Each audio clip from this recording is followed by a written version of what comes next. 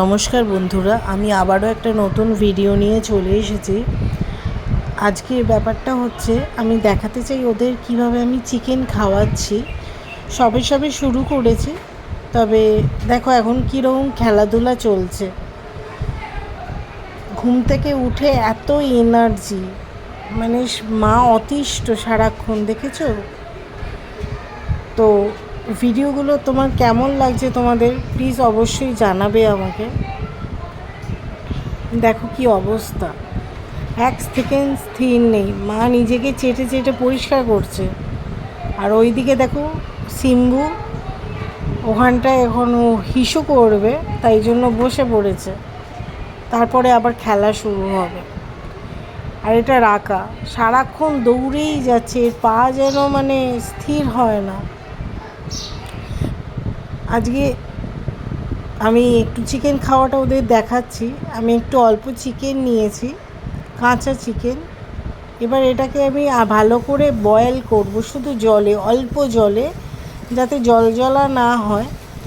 জলটা এরা চেটে খুব একটা খেতে ভালোবাসে না, সেই জন্য অল্প জলে মাংসটাকে ভালো করে বয়েল করে নেব। এরকম সাদা সাদা হয়ে যাবে। তারপরে এই সাদা সাদা মানে মাংসটা হয়ে যাওয়ার পরে, বয়েল হয়ে যাওয়ার পরে, এটাকে ঠান্ডা করে মিক্সার গ্রাইন্ডারে নেব। ঠান্ডা করে নিলে সুবিধা হয় এবং সেটাকে গ্রাইন্ড করে নেব। তাতে এটা চ্যাটচ্যাটা টাইপের একটা হবে, মানে জল জলাও হলো না কিন্তু একটু সলিড টাইপের হলো। এটাকে চেটে চেটে এরা খেয়ে নেবে। তো এতটা পরিমাণ হয়েছে। তো এটার কালারটা মানে সমস্ত কিছু মানে চিকেন, মানে প্রপার চিকেনটা কীভাবে বয়েল করে দিলে শুনেছি নাকি স্বাস্থ্যের জন্য খুব ভালো, কেননা মা আর বাচ্চারা দুজনেই দুর্বল। তবে এটা বাচ্চার জন্য তৈরি করা হয়েছে আমার আজকে। তো এরকম একটা কালার আসবে। ওদের সামনে চিকেন নিয়ে গেলে এমন হামলে পড়লো, চারজনেই, আমার তো প্লেট নেই, এই একটা প্লেটেই খায়। তো আমি ওটা পুরোটা ভিডিও করতে পারিনি, তাই আমি আমার বেসিনে একজন একজন করে নিয়ে এসে খাওয়াচ্ছি। ওদের খুব পছন্দ এই চিকেনটা।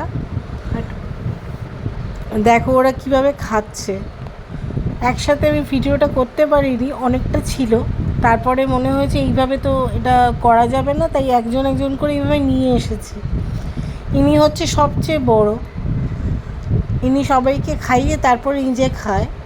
কিন্তু ওর শরীরটা খুব খারাপ, সর্দি লেগেছে খুব। দেখো কিভাবে চিকেনটা খাচ্ছে চেটে চেটে। তারপরে ওটা সিম্বু ছিল, এটা হচ্ছে কালুয়া।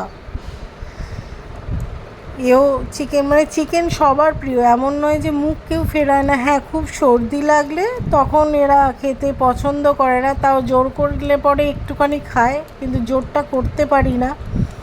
শরীর স্বাস্থ্যটা খুবই দুর্বল।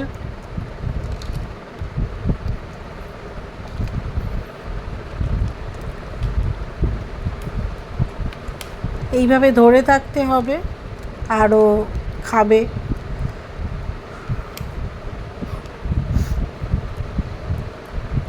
আমারও সর্দি কাশি লেগেছে, গলার ভয়েসে শুনতে পারছো।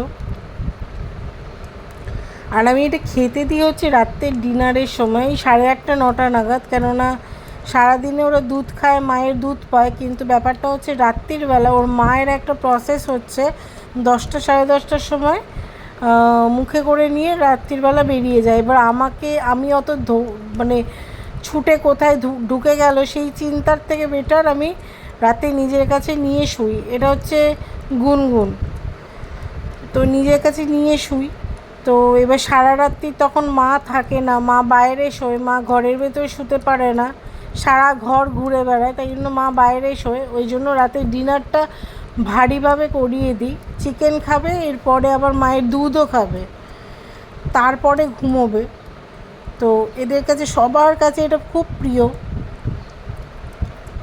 তো আস্তে আস্তে মানে এদের ওপর এমন মায়া পড়ে গেছে, আমি জানি না এরপরে আমি কী করে এদের ছেড়ে থাকবো।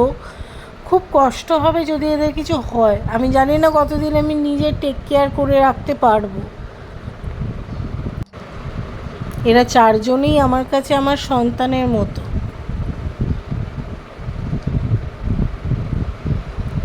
খুব আনন্দ সহকারে এবং খুব তৃপ্তি করে এরা খায়। একদিন ডিমের কুসুম দিয়েছিলাম, সেটাও তোমাদের সাথে শেয়ার করব। যেহেতু সর্দি লেগেছে তাই জন্য আমি আর দিইনি ইদানিং, একদিনই দিয়েছিলাম। তবে চিকেনটা দিচ্ছি এতে স্বাস্থ্যটা একটু ভালো হয়। মানে 2 পয়েন্টে পাখা চললেও এদের সর্দি শুরু হয়ে যায়, এতটাই দুর্বল। বৃষ্টি হলে তো কথাই নেই। আর এটা হচ্ছে রাকা শেষে, কারণ এ পুরো প্লেটটাকে চেটে সার্ভ করে দেবে, কোনো কিছু ফেলবে না, খুব পরিষ্কার। তাই জন্য একে আমি শেষে আনি সবাইকে খাওয়ানোর পরে, যাতে একদম পরিষ্কারভাবে খেয়ে এই করে। আমার শান্তি যে এদের মানে খাওয়া দাওয়ায় কোনো এখনও অবধি বাদ বিচার নেই। হ্যাঁ, এখনও মাছ আর ভাত খাওয়াটা শেখানো হয়নি।